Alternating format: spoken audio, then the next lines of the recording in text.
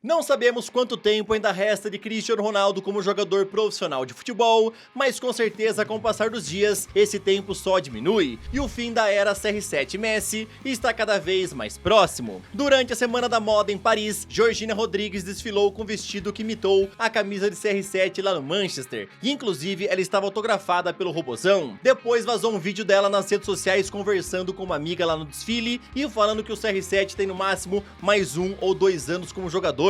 Se liga no vídeo.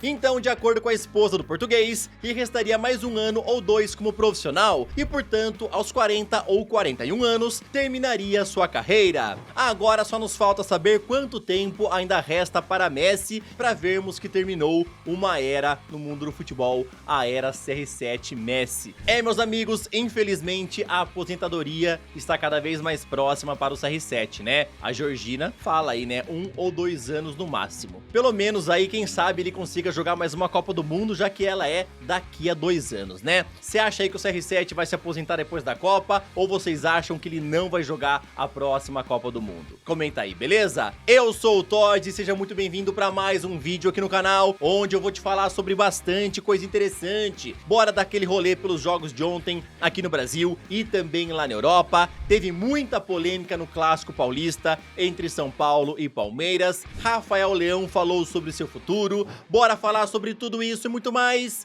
Então, sem mais enrolações, solta a intro!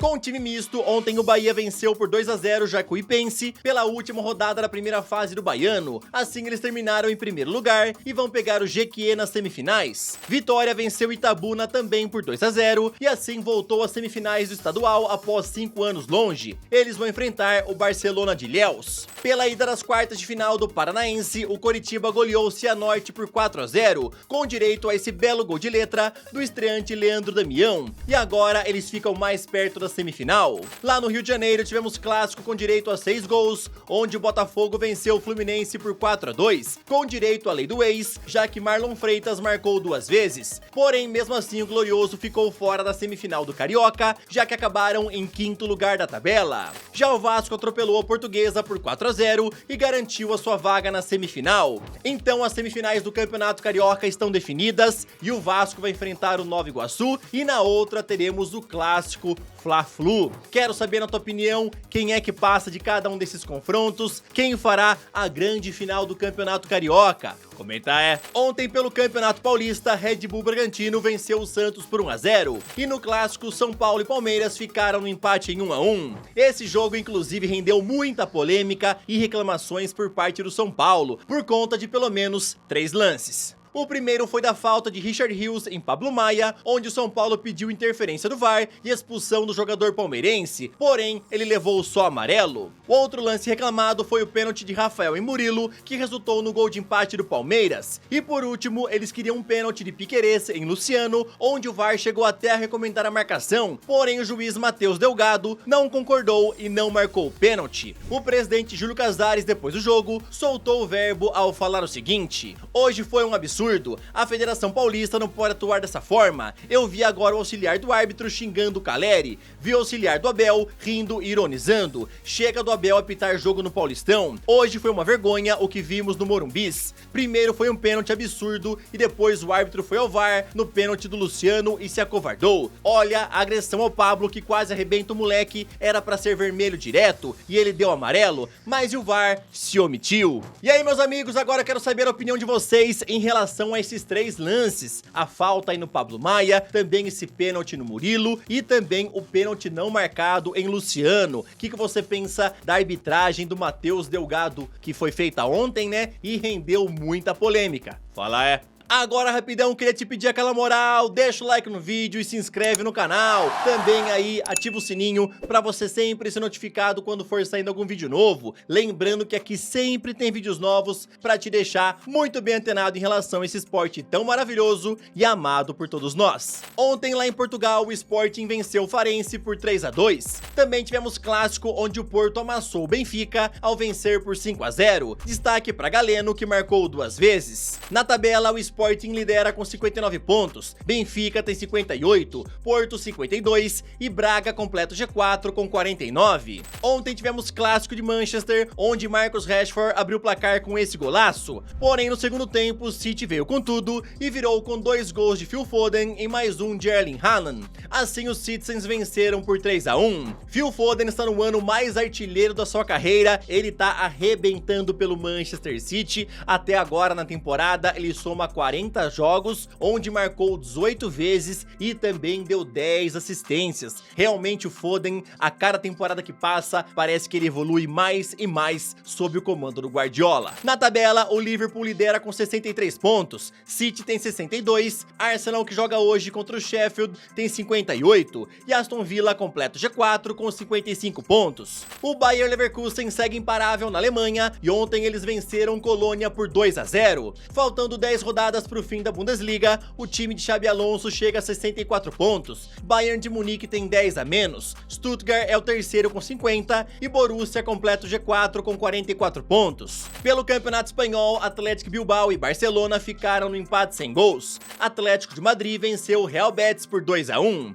Na tabela, o Real segue disparado com 66 pontos, Girona tem 59, Barcelona 58 e Atlético de Madrid completa o G4 com 55 pontos. Lá na Itália, ontem tivemos clássico, onde o Napoli venceu o Juventus por 2-1. Inter segue isolada na liderança da tabela com 69 pontos, Juventus tem 12 a menos, Milan 56 e Bolonha completa o G4 com 51 pontos. Meus amigos, os campeonatos vão entrando aí mais perto da fase final, né, das últimas rodadas. Inclusive eu falei sobre a Bundesliga, que faltam 10 rodadas e por enquanto, né, a diferença do Leverkusen com o Bayern de Munique é de 10 pontos. Vocês confiam aí no título do Leverkusen ou vocês acham que ainda pode dar algo de errado? Lembrando que eles não perderam nenhum jogo da temporada até agora, tá? E se realmente continuar assim, eles vão garantir o título com algumas rodadas de antecedência. Quero saber o que é que você acha. Fala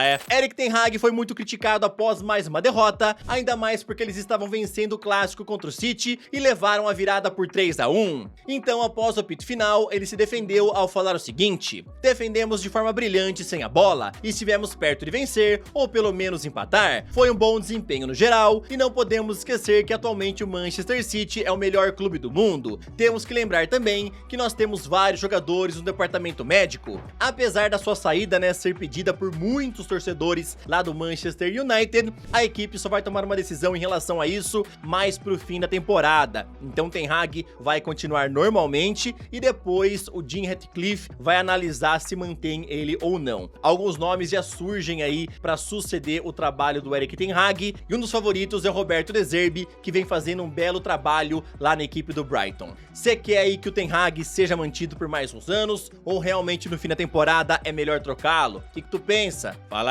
Com a saída de Mbappé do Paris Saint-Germain ao fim da temporada, Rafael Leão é um grande sonho do diretor Luis Campos para o lugar do francês, e eles devem tentar contratá-lo bem no meio do ano, assim que a janela de transferência se abrir, mesmo sabendo que é bem complicado fazer o Milan vendê-lo. Rafael Leão deu entrevista à Corsair e falou o seguinte quando foi questionado sobre uma ida ao Paris Saint-Germain: o meu futuro está bem claro e ele é aqui no Milan. Estou sob contrato pelos próximos 4 anos. Inclusive, o Milan me ajudou em momentos difíceis e eu não vou esquecer disso. Eu quero vencer novamente pelo Milan. Meu foco está totalmente aqui. Meus amigos, o Paris Saint-Germain planeja contratar pelo menos 1 ou 2 atacantes no fim da temporada, porque vai sobrar uma bela grana, né, que o Mbappé vai liberar, né, grana de salário, de bônus e outras coisas mais. Então, um dos alvos é o Rafael Leão, é o grande desejo aí do diretor Luis Campos, já trabalhou junto com o português e quer tentar convencê-lo a ir pra lá. Porém,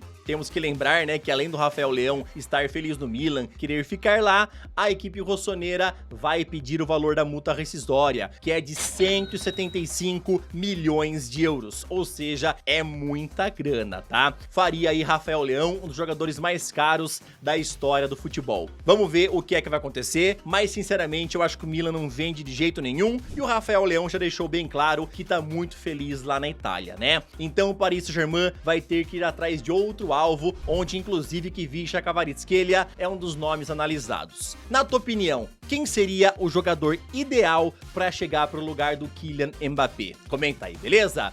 Esse daqui foi mais um vídeo, espero que vocês tenham gostado. Boa segunda-feira pra todo mundo e falou!